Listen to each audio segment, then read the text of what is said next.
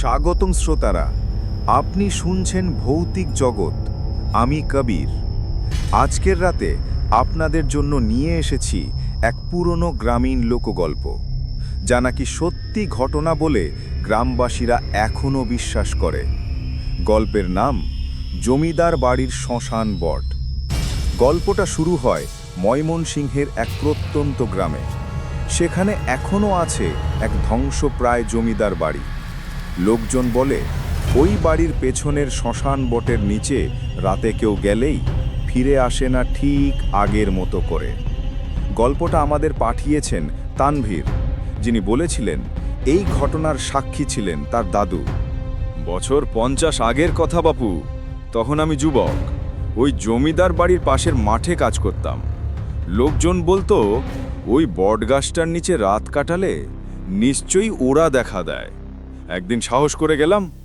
রাত তখন প্রায় 12টা, চাঁদ নেই আকাশে, হাতে শুধু একটা কেরোসিনের লণ্ঠন। গাছটার নিচে পৌঁছেতেই দেখি বাতাস থেমে গেছে, পুরো চারদিক নিস্তব্ধ। লণ্ঠনের আলোয় দেখি একটা ছায়া বট গাছের ডালে ঝুলছে। আমি ভেবেছিলাম পাতা, কিন্তু না, ধীরে ধীরে নামতে লাগলো। দেখি এক বুড়ি, চোখ জ্বলজ্বল করছে আগুনের মতো।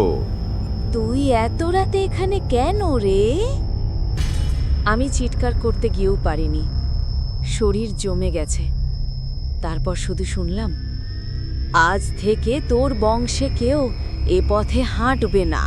তানভীর জানায় তার দাদু নাকি ওই রাতের পর থেকেই কথা কম বলতেন, আর প্রতি পূর্ণিমার রাতে ওই শ্মশান বটের নিচে দেখা যেত একটা ছায়া, যেন কেউ কারো জন্য অপেক্ষা করছে। এই ছিল আজকের গল্প, জমিদার বাড়ির শ্মশান বট। বিশ্বাস করুন বা না করুন, লোকেরা এখনো বলে বটগাছটা আছে, কিন্তু তার নিচে কেউ দাঁড়ায় না, কারণ কেউই ফিরে আসে না।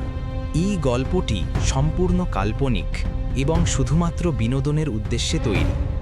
এখানে বর্ণিত চরিত্র, স্থান বা ঘটনার সঙ্গে বাস্তবের কোনো মিল থাকলে তা সম্পূর্ণ কাকতালীয়। ভৌতিক জগৎ কখনোই কোনো অন্ধবিশ্বাস বা কুসংস্কারকে উৎসাহ দেয় না। আমাদের উদ্দেশ্য শুধু আপনাকে একটুখানি রোমাঞ্চ ও রহস্যের স্বাদ দেওয়া। তাই নির্ভয়ে শুনুন এবং মনে রাখবেন, এটি শুধুই বিনোদনের জন্য। ভূত